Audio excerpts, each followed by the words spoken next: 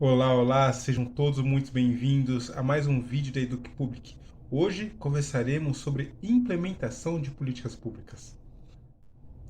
A implementação é quando a política pública ela realmente entra em ação, ou seja, quando vemos a prática daquela política pública que foi construída, formulada anteriormente. Quando também os cidadãos, as pessoas têm acesso ao direito, né? Então, a ida a um hospital, a consulta, a matrícula da criança na escola, o seu atendimento junto aos professores, o atendimento na assistência social, na toda a rede de proteção social que existe. Então, estes momentos é quando ocorre a implementação da política pública. E aí, temos alguns modelos de análise que nós vamos ver a partir de agora. Os primeiros modelos de análise vão tentar identificar uma questão padrão, uma questão que é motivadora das pesquisas e das análises iniciais sobre implementação de políticas públicas. E a pergunta principal é: por que as políticas falham? Por que quando vai implementar uma política pública ela não funciona? Então, aí surgem os primeiros modelos para poder analisar este primeiro problema, essa primeira pergunta. Um primeiro modelo de análise, então, para responder isso, é o chamado de bottom-up. A análise bottom-up é quando a análise é voltada para os graus superiores da burocracia, né, para o alto escalão, chamado alto escalão da burocracia. Então, eles vão analisar como a política é formulada, como ela foi pensada e depois por que ela não acontece desse jeito lá na ponta, né? Mas a análise é muito pensada lá no alto escalão, no como ela foi formulada, como se fosse o ideal. Né? Então, em torno desse ideal, por que isso não aconteceu? Né? Por que aquela política foi implementada de uma outra maneira daquela que não foi pensada, né? Surgiram outros caminhos. Então, é uma análise mais prescritiva, né? É uma análise que vai falar, poxa, para a política ser implementada de maneira correta, ou seja, daquela forma que foi pensada, formulada, é necessário que ocorra desta forma, é necessário que esse caminho seja seguido. Então, a análise bottom-up é quase uma análise prescritiva do que deve acontecer, né? Então, ela é uma análise que ela facilita essa compreensão, ou de alguma forma procura facilitar essa compreensão do ideal e como deveria acontecer lá na ponta. Em contraponto a esse top-down, vem uma análise chamada bottom-up. A análise bottom-up ela vai analisar a política pública sendo implementada na base, no local onde ela ocorre. Ou seja, é focado na educação, por exemplo, na escola, na saúde, lá no hospital, né, onde acontecem as políticas públicas. Os atores, eles pesquisam os atores que lá estão, eles analisam como que se dá o acesso da população àquele serviço, numa análise próximo ao local, à realidade que está acontecendo. Então ele busca responder essa mesma pergunta, mas uma análise bem mais objetiva, bem mais focada na ação local, no atendimento às pessoas, né? Surge aí uma análise interessante que é o Street Level Bureaucracy, que é o burocrata a nível de rua, né?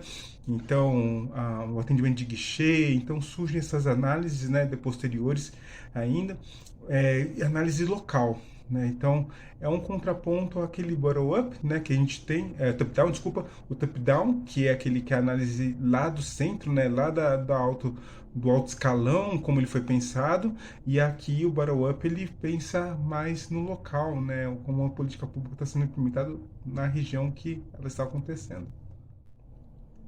Em contraponto à análise top-down, surge então a análise bottom-up, que é uma análise que vai ter o foco no local, onde está acontecendo a política pública. Então, a análise bottom-up, se for uma implementação de política pública educacional, vai analisar a escola, né? Vai analisar onde os professores estão, coordenação, direção de escola.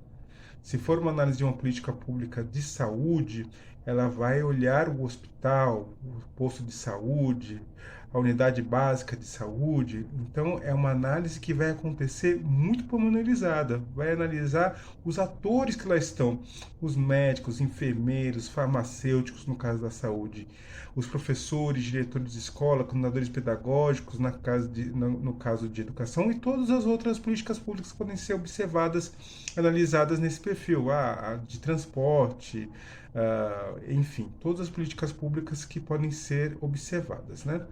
Mas o importante dessa análise é que ela foge da prescrição, ou seja, ela não fala o que tem que ser feito, ela descreve aquilo que está acontecendo.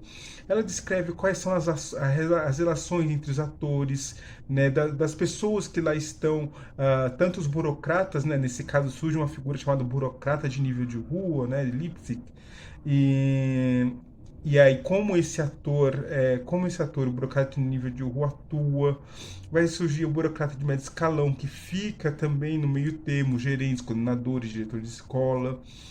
Então, é nesse nível que é analisado no bottom-up. Então, é uma análise muito local, descritiva, e que vai analisar, então, a implementação de políticas públicas, como ela está ocorrendo.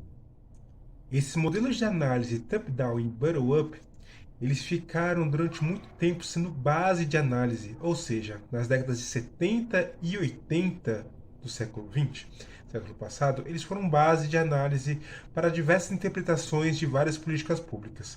Na década de 90, surgiu um outro modelo de análise, né, em que buscava, de alguma forma, compreender as relações, também compreendendo as relações que ocorriam na implementação de políticas públicas, mas dentro de duas variáveis, a ambiguidade e o conflito. Tanto que esse modelo chama-se assim mesmo, modelo de análise de ambiguidade e conflito. A variável ambiguidade neste modelo está relacionado à incerteza, à falta de clareza de responsabilidades, de papéis, de procedimentos, de objetivos relacionados à implementação de uma política pública. Então, neste modelo a gente tem alguns tipos de ambiguidade. Uma ambiguidade de tarefas, quando falta clareza sobre quais papéis de cada ator ou de cada agência, de cada instituição do governo, não sabe o que fazer, quais são os papéis, né, que cada um tem que fazer. Isso é uma ambiguidade de tarefas. Temos também a ambiguidade de recursos, quando a gente não sabe, ou quando falta clareza, de onde vai vir o recurso, como ele vai ser alocado aquele recurso. Quando eu falo isso, são recursos financeiros, administrativos, até mesmo recursos de pessoas, recursos humanos. Então, não se tem clareza como vai alocar, como vai se utilizar os recursos que tem, como vai mobilizar esses recursos. E por último, a gente tem uma ambiguidade de metas, que é a falta de clareza quanto aos objetivos e metas daquela política pública no seu momento de implementação. A variável ambiguidade neste modelo está relacionado à incerteza, à falta de clareza de responsabilidades, de papéis, de procedimentos, de objetivos relacionados à implementação de uma política pública. Então, aqui também temos alguns tipos de conflito, como, por exemplo, o bastante conhecido conflito de interesse, que quando os atores envolvidos na implementação têm objetivos diferentes relacionados àquela política no momento da implementação. Também a gente tem o conflito de valores, que são aquelas questões relacionadas a crenças, aos valores, aos princípios que estão colocados na implementação daquela política pública. Então, os atores entram em conflito em relação a isso nos valores. E conflitos de procedimento, que são os desacordos que tem entre os recursos, entre os procedimentos, entre as regras que regem aquela implementação. Então, é esse conflito de procedimento. O interessante nesse modelo é que, a partir dessas questões de conflito e ambiguidade, o pesquisador ele indicou modelos diferentes de implementação, buscando então uma questão de graus de ambiguidade e graus de conflito, ou seja, baixo conflito, alto conflito, baixa ambiguidade, alta ambiguidade. O cruzamento disso dá diferentes formas de implementação de políticas públicas. Então, nisso a gente tem a implementação administrativa, que é baixa ambiguidade e baixo conflito. Ou seja, o objetivo daquela implementação, daquela política pública é muito clara, né? Ou seja, não tem ambiguidade na implementação dessa política. Bem como também é baixo conflito, não tem muitos interesses em torno da implementação daquela política pública. A renovação da CNH pode ser um bom exemplo disso, porque ela tem um objetivo muito claro, o porquê de renovar a CNH durante um determinado período, e também não tem alto conflito. O baixo conflito é baixo conflito porque não tem tantos atores assim que ficam disputando essa política pública. Um outro tipo é a implementação política. A implementação política tem alto conflito e baixa ambiguidade. Vamos entender isso a partir já do exemplo. A reforma tributária. A reforma tributária, ela é clara em seu objetivo. Ela tem o objetivo de simplificar o sistema tributário brasileiro. É claro para diversos atores que o sistema tributário brasileiro ele é muito complexo, com vários tributos, vários impostos, vários tipos de tributação entre os estados, municípios e federação. Isso também é bastante complicado para empresas, também para pessoa física, ou seja, o objetivo é claro de simplificar o sistema tributário. Contudo, ela tem um alto conflito, porque são vários interesses, são vários atores envolvidos em torno dessa discussão em relação à reforma ao sistema tributário, essa reforma. Então, enquanto os empresários, eles de alguma forma verificam a facilitação, a simplificação do sistema tributário de uma forma, os estados e municípios vêm de outra. Os órgãos relacionados à federação vê de outra maneira. Então, tem vários atores porque está relacionado a um sistema que também dá base à implementação das políticas públicas, né? E também acaba afetando as empresas que precisam pagar os impostos. Então, são diversos interesses relacionados à reforma tributária, mas o objetivo é claro. Então, ela tem alto conflito, mas baixa ambiguidade. A implementação experimental, ela ocorre quando o governo ela vai fazer um teste de uma ação, né? Ela vai testar uma ação pública, né, experimental, né? Ela está testando aí uma provável resolução de algum problema, né? E ela vai uma política pública experimental, né? Uma implementação experimental. Dentro disso, então, aí tem essa forma de implementação, ela tem alta ambiguidade e baixo conflito. Ou seja, os objetivos podem não estar muito claros, por exemplo, né, que dá uma ambiguidade. Os recursos também não sabem de onde vão vir, né, quais recursos vão utilizar, os recursos humanos, os recursos financeiros, os recursos materiais, o que realmente é necessário, tem uma ambiguidade em relação a isso. Né? Mas ela é de baixo conflito porque não tem muito as pessoas de alguma forma o objetivo é muito claro, né? Tá um objetivo claro. Vamos utilizar um exemplo para ficar mais fácil. Vamos dizer que tem um governo, né, que vai implementar o transporte público sustentável. Né? E para isso ele vai colocar, ele vai produzir, vai de alguma forma ou estimular a produção de ônibus elétrico para utilizar para o transporte dos cidadãos, né, das pessoas. Então, o ônibus elétrico, então, é uma resposta então, a essa política pública, a implementação da política pública. Então tá claro, o objetivo é claro, ou seja, pode ser a diminuição dos gases de efeito estufa, né, do CO2, daqueles que prejudicam o meio ambiente, a melhora do ar, da qualidade do ar e necessariamente a melhoria também da qualidade de vida das pessoas.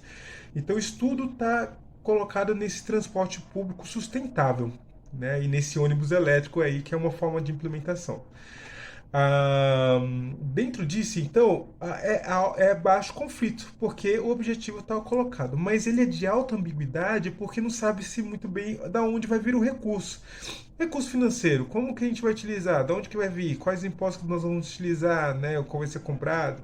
Enfim, recursos humanos, vai ser criado um local próprio para isso, pessoas, né, vão ser formadas para isso, vão ser preparadas para isso, ou vai utilizar já da secretaria, como que vai funcionar isso? E também outros tipos de ambiguidades que podem ter, né? Como, por exemplo, recursos econômicos, o impacto econômico e social que isso pode realmente ter, então tem uma avaliação em relação disso, tem a ambiguidade, mas ela não tem tanto conflito porque o objetivo é claro. Então, é uma política chamada, uma implementação experimental, né? Que tem, então, uma alta ambiguidade, mas baixo conflito. E o último é a implementação simbólica. É quando eu tenho alto conflito e alta ambiguidade. Então o que acontece? Quando eu não tenho certeza dos objetivos, clareza das metas dessa política pública ou da implementação dessa política pública, e quando eu tenho muitos atores interessados e com interesses diferentes em torno da implementação da política pública, ela se torna uma implementação simbólica.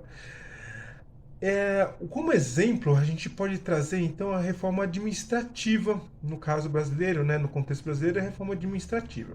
A reforma administrativa ela tem vários atores interessados nele, então os próprios burocratas, né, interessados em como que vai acontecer essa reforma administrativa, nos valores das pessoas, não só dos burocratas, mas também das pessoas que trabalham na esfera governamental como um todo, né, das pessoas que estão stakeholders, né, aqueles que estão interessados, que estão ligados ao Estado, não necessariamente estão na burocracia, mas estão ligados ao Estado, né, das agências, por exemplo.